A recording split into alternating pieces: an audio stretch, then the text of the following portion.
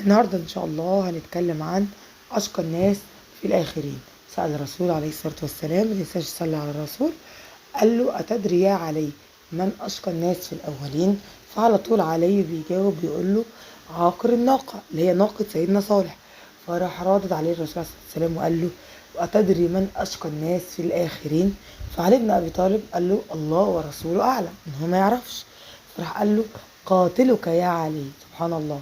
راح رادد عليه قال له: أمقتول أنا يا رسول الله؟ قال له: أيوه، هتتقتل وأنت في شيعتي وأنت على ديني، هتتقتل بسبب فتنة. فراح رادد عليه ابن أبي طالب قال له كمان الرسول وصف له إن هو هيموت إزاي، متخيلين؟ فقال له: والله لتتصببن هذه من هذه. راح مشاور إن دماغه، علي بن أبي طالب، هتتضرب بالسيف يخلي دماغه تنزل الدم على لحيته تبقى عبارة عن دم. فراح رايح علي بن أبي طالب في مرضه الأخير، طبعا كان عنده الحسن والحسين. راح